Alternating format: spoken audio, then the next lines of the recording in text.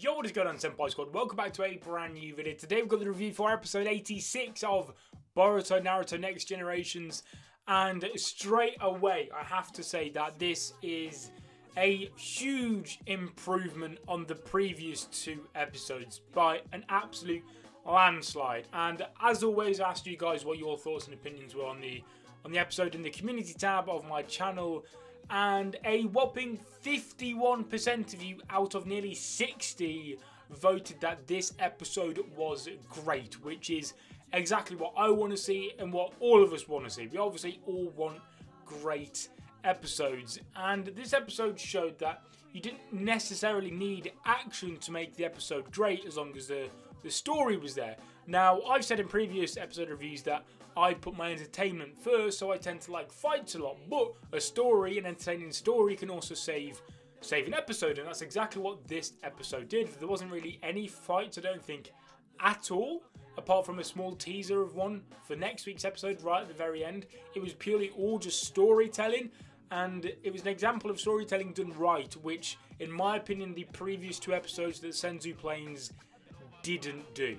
This episode was telling us all about how Kozuchi died and what Kozuchi was like, and why Inoki was actually doing all of what he's doing for Kozuchi, and it gave me huge flashbacks to the likes of like Obito, like a young Obito, Dan, I think, Tsunade's boyfriend and Tsunade's little brother, how they were all like young and wanted to be the Kage of their respective villages but died way too soon, tragically. And that's exactly what happened with Kozuchi. He wanted to be the Tsuchikage. Tsuchikage? Yeah, that's right. I almost got a bit confused there. But he wanted to be the Kage just like, obviously, his granddad Inoki.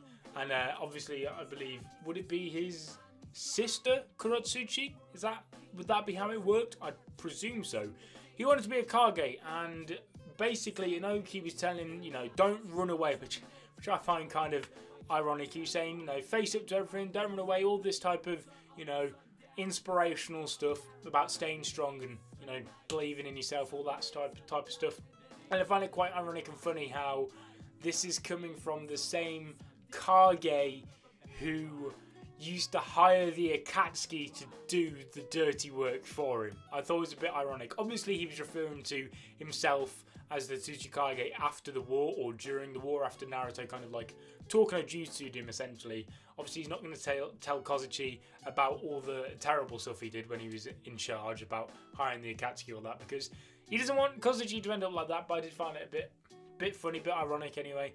The reveal of White Zetsu in this episode was out of nowhere. I did not see White Zetsu's name being brought up in this arc at all, let alone, again, for ages and ages, until we got into some Otsutsuki stuff.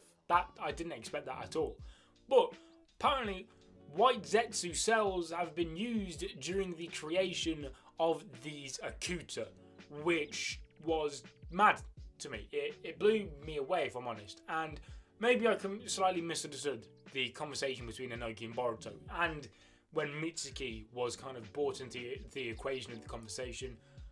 But it seems as though Mitsuki may also have some Otsutsuki DNA within him, which has kind of brought to life the whole theory of Mitsuki having some sort of connection to Toneri DNA-wise back. Because when we all first saw Mitsuki and his Sage Mode, I think 90% of us instantly thought, that looks familiar.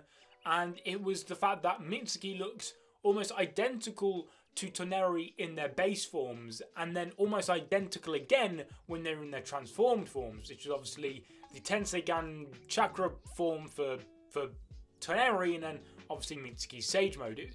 It's a bit of a coincidence whether or not they planned for them to have some sort of connection, because when the Mitsuki one-shot was made, I don't know how far into the production of Boruto they were, whether they thought up of it, started it, what, if I'm not completely honest, I wasn't too sure. So whether or not the connection between the two is on purpose or it's coincidental and they're actually going to do something with it, I'm not too sure. But that theory's been very dead for a while now, because we've had no real evidence kind of leading towards it. But just the mere mention of the possibility of Zetsu DNA being used in creating artificial beings, and then Mitsuki and obviously the White Zetsu and their connection to the Otsutsuki, it makes you question quite a bit of stuff.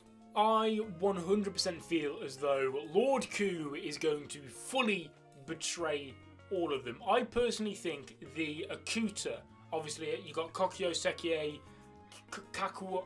Honestly, I literally only know Sekie and Kakuyo. That's basically it. But obviously you got the girl and then the dude with the massive red hair. I personally think they're kind of going to become good. There was obviously Sekie definitely has some good in him. He much rather would be friendly with Mitsuki. We've seen the girl, she's definitely got a playful side to her, she likes collecting. They're all very human in their own way. And there was a slight scene in the conversation between Kokyo and Ku where I believe they had a slight disagreement, and there was a scene where Kokyo kind of just went with Lord Q's instructions, his demands, and Lord Q kind of, we had a zoom in of Lord Q's face kind of looking at Kokyo, and it instantly made me think there's something going on there. And I personally think that all the Akuta will come good, and Lord Q is just going to go 100% betrayal mode. And I personally think he's going to be after a heart to allow him to become human or eternal, whatever the word they used to describe it was. That's how I see it. And whether or not he takes Inoki's heart would be interesting to see. Maybe Inoki would offer him his heart just to kind of carry on Kozuchi's will. I'm not too sure. It's going to be extremely interesting. But part of me firmly believes that Lord Q will turn evil and the rest of the Akuta will be good, but they'll die at some point in the arc. Something along those lines. I'm not too sure. Next week looks like it's going to be very good. We have a fight between Boruto and Kakuo. I think his name's Kakuo, the dude with the massive red hair. I'm very excited to see that, because in the preview we see that Kakuo took off his shirt, which sounds a bit weird in and of itself, but we know in anime, if someone takes off their shirt, then all of the shirt's been ripped off, then, you know, it's kind of getting heated out there. Shit's getting real. So very excited to see that. Although the very last kind of like image of the episode really did look like some sort of YouTube thumbnail. It looks like something I would have made in Photoshop, if you know what I mean. I saw a lot of people joking about that on Twitter, but overall, this episode, I've said it again and I'll keep on saying it, massive improvement on the last week and last 2 weeks even, in my opinion. I said that last week's was a little bit better than the week prior, but this episode blew it out of the water, and my fingers are crossed that it's not going to be just what we've seen already in this arc, where it's been great episode, good episode, bad episode, great episode, and so on, and then bad episode again.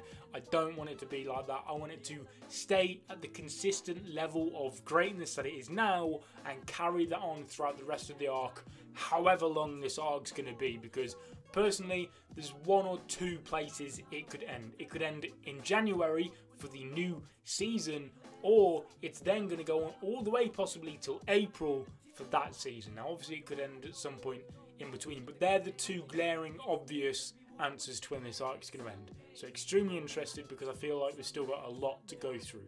So guys, if you guys enjoyed this video, make sure to leave a like, subscribe if you're not already to become a member of the Senpai Squad. Leave all your thoughts and opinions on this episode in the comment section down below, as well as the Mitsuki arc, because we all love talking about whether the Mitsuki arc's good, bad, or whatever in between. But guys, I'll see you guys in another video. But until then, peace.